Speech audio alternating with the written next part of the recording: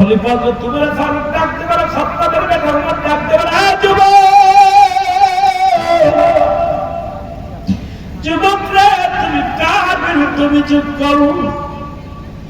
তুমি কার বিরুদ্ধে অভিযোগ করো গো? তুমি কি একবার খেয়াল করেছো উনি তোমার জন্মদাতা পিতা? তুমি কার বিরুদ্ধে অভিযোগ করো? আমি খাত্তাবের বেটা। আজকে দুনিয়ার মধ্যে আমার বাবা নাই, আমার বাবা দুনিয়া থেকে বিদায়। নবী একদিন বলতেছিল, সাহাবীরা রে, তোমরা কেউ কি কবুল হজরের সব পাইতে চাও? আমরা বলেছিলাম হুজুর কে বানা চাই। নবী বলেছিল, সাহাবীরা রে, তোমাদের বাড়িতে যাদের পিতা মাতা জিন্দা আছে, বাড়ি যে সালাম দিবা, আসসালামু আলাইকুম মা, আসসালামু আলাইকুম বাবা, তোমার আমল নামায় একটা কবুল হজরের সব লেখা হয়ে যাবে। এ মুসলমান, গভীর মনোযোগ। ঈমান এত সহজ নয়, ঈমানটা বড় পাকার। মুসলমান, ইসলাম, ঈমান, ইহসান। মুসলমান শুনে নেন, ঈমানের সাথে পড়লেন লা ইলাহা, নাই কোন ইলাহ ইল্লাল্লাহু, এক আল্লাহ ছাড়া, মুহাম্মাদুর রাসূলুল্লাহ সাল্লাল্লাহু আলাইহি ওয়াসাল্লাম, আল্লাহ ছাড়া কোনো মাবুদ নাই, একমাত্র আল্লাহর প্রেরিত রাসূল, রাহমাতাল লিল আলামিন। জোরে জোরে চিল্লায়ে বলেন ঠিক কিনা? একমাত্র আল্লাহ পাক ঠিকানা বলো আমার নবী। লা ইলাহা, নাই কোনো ইলাহ ইল্লাল্লাহু, এক আল্লাহ ছাড়া নাই কিছু নাই, বান্দা নাই কিছু নাই, এক আল্লাহ ছাড়া কিছু নাই। সব কিছুর মালিক আমার আল্লাহ, সব কিছু দেওয়ার মালিক আমার আল্লাহ, এবং তাকে পাওয়ার একমাত্র ঠিকানা নবী মুহাম্মাদুর রাসূলুল্লাহ সাল্লাল্লাহু আলাইহি ওয়াসাল্লাম। জোরে জোরে চিল্লায়ে বলা যাবে না মারহাবা? আর খুব জোরে জোরে চিল্লায়ে বলা যাবে না মারহাবা? এ মুসলমান শুনে নাও, দেবের কান্দে লাগে শুনে নাও। নবী রাখবে কবরে, নবী রাখবে মিজানে, নবী রাখবে ফুলসিরাতে, নবী রাখবে ইয়াউমুল কিয়ামতের ময়দানে। নবী বিনে কোনো বান্ধব নাই, নবী বিনে কোনো দরদি নাই, নবী বিনে কোনো উপায় নাই।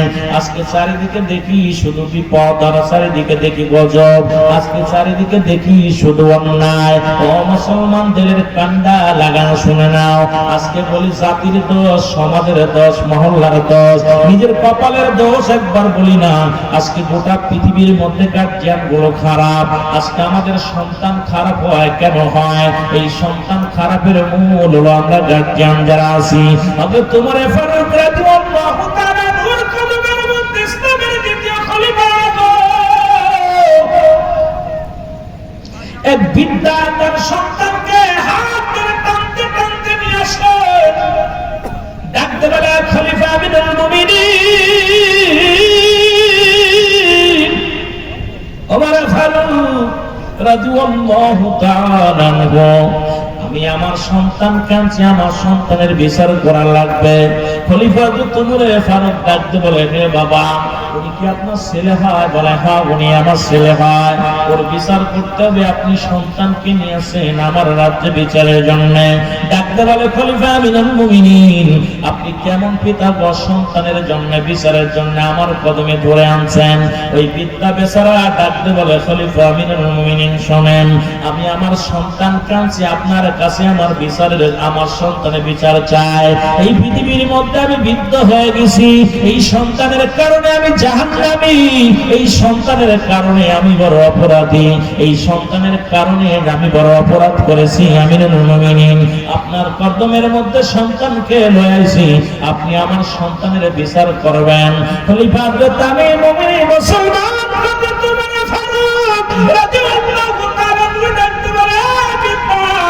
তোমার সন্তান কি অন্যায় করেছে বলো গো? বিদ্যা বলে, হুজুর, আমার সন্তান তিনটা গুরুতর অপরাধ করেছে। তার মধ্যে এক নাম্বার অপরাধ হলো আমার সন্তান এই পৃথিবীর মধ্যে জিনাকারী, জিনা করেছেন। 2 নাম্বার অপরাধ, আমার সন্তান মানুষ হত্যা করেছে। 3 নাম্বার অপরাধ, আমার সন্তান মাদক সেবন করে। এই 3টা অপরাধ কি ছোট না বড়? বোঝা যায় না। এই 3টা অপরাধ সাংঘাতিক বড়।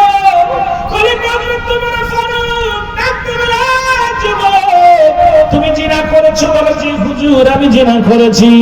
জিনার তুমি শাস্তি জানো? কয় না, জানি না। কয় কেন? তুমি শোনো, মৃত্যুদণ্ড। এ দুনিয়ার মুসলমান, দেবের কান্দে লাগে শোনো। খলিফা উমরে ফারুক ডাক দে বলে, যুবক শুনি না লাও, এই অপরাধ তুমি করছো, এই অপরাধের মৃত্যুদণ্ড কয় মেনে নিলাম। দ্বিতীয় অপরাধ তুমি মাদক সেবন করো, এই মাদক সেবন করা বিশাল গুরুতর অপরাধ। আবার গভীর মনোযোগ করে ফারুক রাদিয়াল্লাহু তাআলা আনহু ডাকতে বলে, যুবক রে, দ্বিতীয় অন্যায় এত বড় অপরাধ করেছো তুমি, বলো হুজুর মেনে নিলাম যে বিচার করবেন, মেনে নিলাম। তৃতীয় অপরাধ, তুমি পৃথিবীর মধ্যে মানুষ হত্যা করেছ, এই মানুষ হত্যা করেছ মুসলমান শুনে নাও, এই মানুষ হত্যা করেছ, এর জন্য বিচার তুমি মৃত্যুদণ্ড। তুমি জানের মধ্যে একজনকে মেরেছো, মৃত্যুর জন্য প্রস্তুতি নাও। যুবক বলে, খলিফা আমিরুল মুমিনিন, আমি রাজি, আপনি যে বিচার করবেন আমি সঙ্গে সঙ্গে বিচারের কাঠ গড়ায় দাঁড়ায় যাবো, একবার আমি দ্বিধাদ্বন্দ্ব করব না। তবে আমার বিচারের আগে আমার বাবার বিচারটা আগে করা লাগবে। জোরে জোরে চিল্লায় বলা যাবে না আল্লাহু আকবার।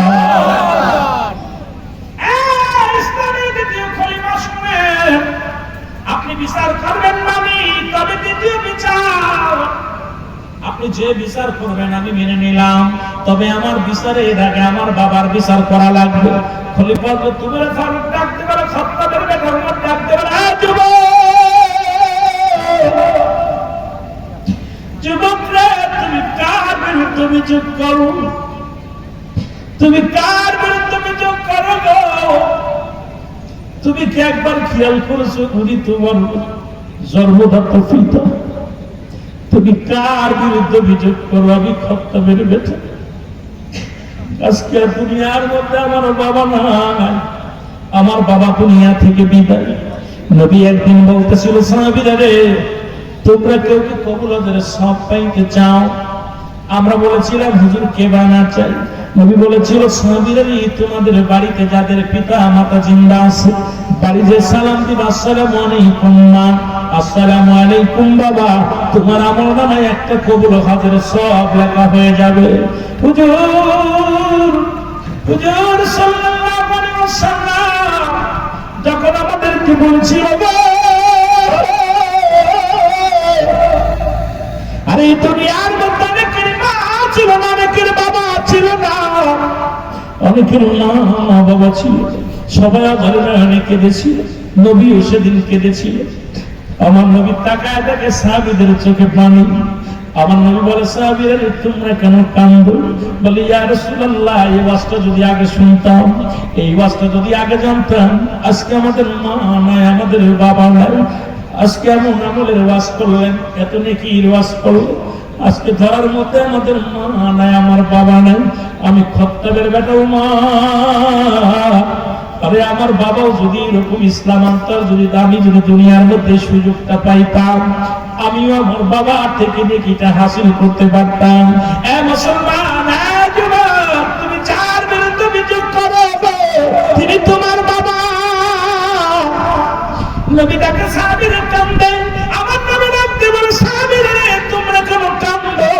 নবী বলেন, সাহাবীরা তোমরা কেন কাঁদো? সাহাবীরা বলে, ইয়া রাসূলুল্লাহ, ইয়া হাবিবাল্লাহ, আজকে দুনিয়ার মধ্যে মা নাই, বাবা নাই।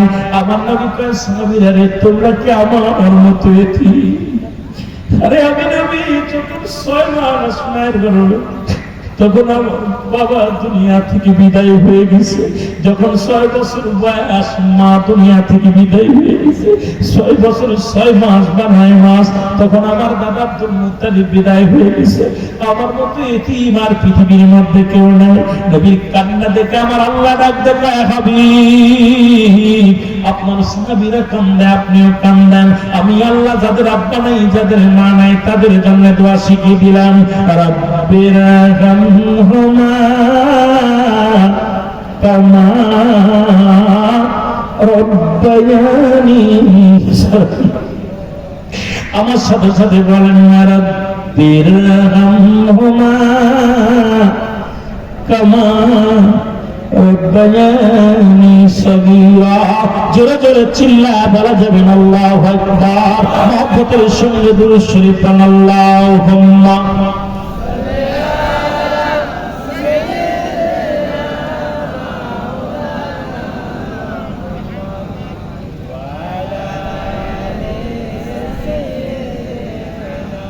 وعلى آل سيدنا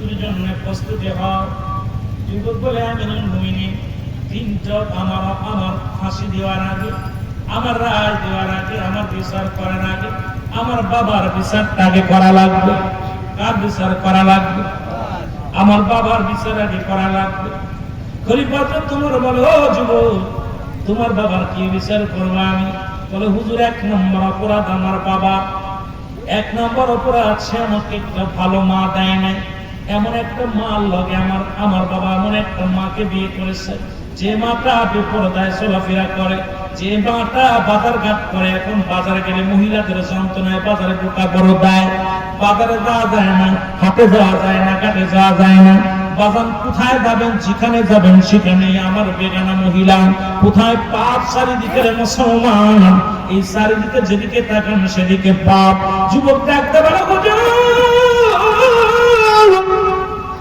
এক নম্বর অপরাধ করেছে আমার মা আমার বাবা সে আমাকে একটা ভালো মা দেয় নাই একটা মা যদি আমার ভালো দিত আমি এত নষ্ট হতাম না মুসলমান নবীর মনোযোগ আমি পিছনে চলে যাই বলে হুজুর এক নম্বর অপরাধ আমার বাবা সে আমাকে একটা ভালো মা দেয় নাই দুই নম্বর অপরাধ আমার বাবা সে আমাকে পৃথিবীর মধ্যে ভালো একটা নাম রাখে নাই আমার নাম রাখছে লালটু বল্টু এমন কিছু নাম রাখছে বিশ্রী নাম যে নামের গুণ কিয়ামতের ময়দানে পার হয়ে যাবে রে বান্দা নামে নামে জমে টানে কত বলছি নামে নামে জমে টান সব করে থাকে সুতরাং আর আলোচনা নেই 12টা বেজে গেছে বাবা 12টা পার হয়ে গেছে আমি আর আলোচনা সুতরাং আজকের মাহফিলে সম্মানিত সভাপতি স্যার উনি মাহফিলের সমাপ্তি ঘোষণা করবেন দোয়া করবেন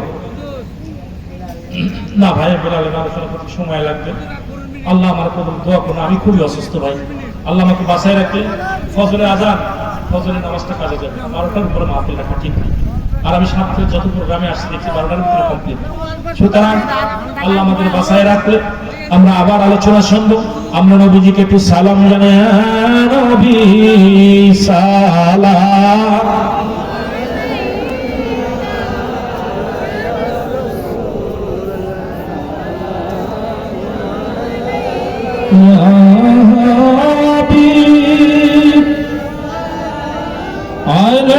عليك صلوات الله تمرو دريات রাসূল তোমায় ভালোবাসি